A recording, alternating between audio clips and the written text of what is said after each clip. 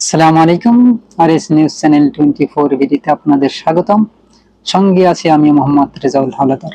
প্রথমে আসি বাংলাদেশের রাজনৈতিক সংবাদ নিয়ে। আওয়ামী লীগের পতন হলেও ফ্যাসিবাদ বিলুপ্ত হয়নি। বিস্তারিত। ফ্যাসিবাদের আওয়ামী লীগ সরকারকে পতন হলেও দেশ থেকে ফ্যাসিবাদ বিলুপ্ত হয়ে যায়নি বলে মনে করেন ঢাকা বিশ্ববিদ্যালয়ের ইমেরিটাস অধ্যাপক সিরাজুল ইসলাম চৌধুরী। তিনি বলেছেন, গোটা ব্যবস্থার মধ্যে ফ্যাসিবাদ আছে। এখানে গণতন্ত্র নেই, অধিকার ও সুযোগের সাম্য প্রতিষ্ঠা হয়নি, ক্ষমতার বিকেন্দ্রীকরণে এখানে ঘটছে না, প্রকৃত জনপ্রতিনিধিদের শাসন এখনো দূরের স্বপ্ন।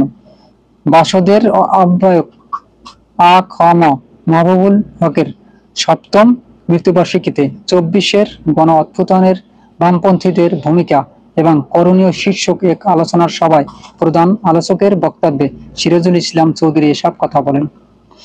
গতকাল সকালে জাতীয় প্রেস ক্লাবে এ সভার আয়োজন করে আ.ফ.ম. মাহবুবুল হক স্মৃতি সংসদ। দেশের বামপন্থীদের অবিলম্বে যুক্তফ্রন্ট গঠন করা উচিত বলে মনে করেন সিরাজুল ইসলাম চৌধুরী।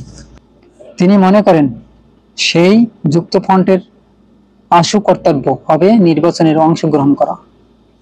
সিরাজুল ইসলাম চৌধুরী বলেন, নির্বাচন দিয়ে বিপ্লব ঘটবে না, কিন্তু সরকার পরিবর্তন ঘটবে। বামপন্থীরা জিতবে না, জিতলেও অল্প আসনে জিতবে।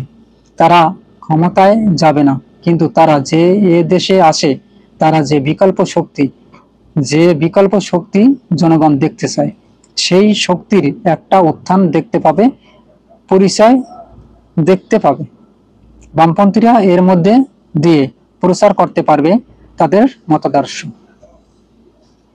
কেবল ঢাকা নয়, শহর থেকে গ্রাম সর্বত্রই যুক্তফ্রন্ট গঠিত হবে বলে উল্লেখ করে সিরাজুল ইসলাম চৌধুরী বলেন, তারা শক্তিশালী হয়ে উঠবে।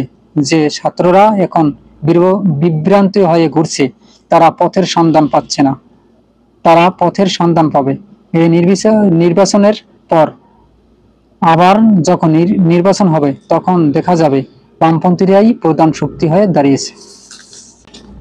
পরবর্তী নির্বাচনের বুর্জোয়ারা জিতবে বলে মন্তব্য করেন সিরাজুল ইসলাম চৌধুরী। তিনি বলেন, তাদের সঙ্গে প্রতিপক্ষ থাকবে ধর্মীয় মৌলবাদীরা।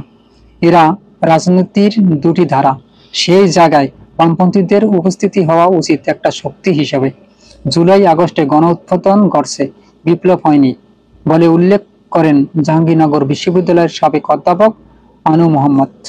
তিনি বলেন, বৈষম্যহীন বাংলাদেশের স্লোগান গণ অভ্যুত্থানের মধ্যে আছে।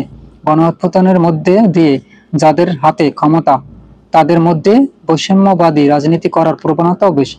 ধর্মীয়ভাবে বৈষম্য, জাতিগতভাবে বৈষম্য, শ্রেণীগতভাবে বৈষম্য, লৈঙ্গিকভাবে বৈষম্য রাজনীতি দেখা যাচ্ছে। যারা সরকারে আছেন, তারা সবকিছু নতুন করে সাজাতে চান বলে মন্তব্য করেন আনু মোহাম্মদ। তিনি বলেন, পুরোপুরি নতুন তো কেউ হতে পারবে না।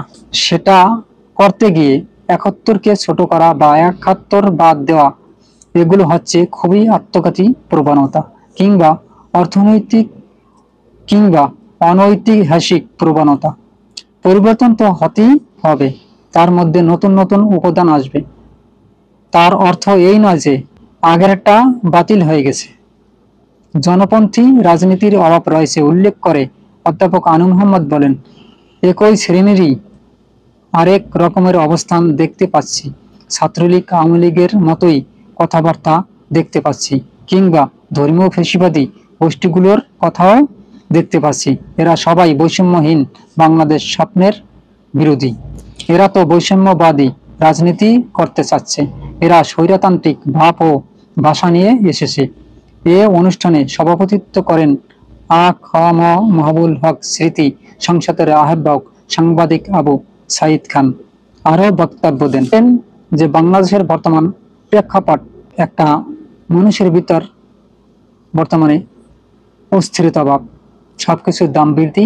যদি নির্বাচিত সরকার না আসে, তাহলে বাংলাদেশের এরকম বাজার নিয়ন্ত্রণ আনা সম্ভব হবে না। তবে হ্যাঁ, নির্বাচন আনার আগে বাংলাদেশে কিছু সংস্কার প্রয়োজন।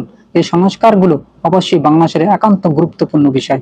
যেমন একই সরকারের প্রধানমন্ত্রী দুইবারের বেশি ক্ষমতা থাকতে পারবে না, এবং বাংলাদেশের সংবিধানকে সংস্কার করতে হবে এবং বাংলাদেশের আইনকে সংস্কার করতে হবে। বাংলাদেশের পুলিশ প্রশাসন তাদেরকে কেউ ইচ্ছা করলেই ব্যবহার পারবে না, কারণ তা না হলে বাংলাদেশে দুর্নীতি আরো বেড়ে যাবে এবং এই সংস্কারগুলো না হলে বাংলাদেশ সেই আগের মতোই চলে যাবে। তাই আমরা চাই বাংলাদেশ সংস্কার করে দেশকে একটা নির্দিষ্ট ধারায় নিয়ে আসতে এবং সকল কিছু সংস্কারের পর একটা সুষ্ঠু এবং যৌক্তিক সময়ের মধ্যে নির্বাচন দিতে, কেননা নির্বাচিত সরকার ছাড়া দেশের উন্নয়ন সম্ভব না। আজ এই পর্যন্তই। আসসালামু আলাইকুম রহমতুল্লাহি ওয়া বারাকাতুহু।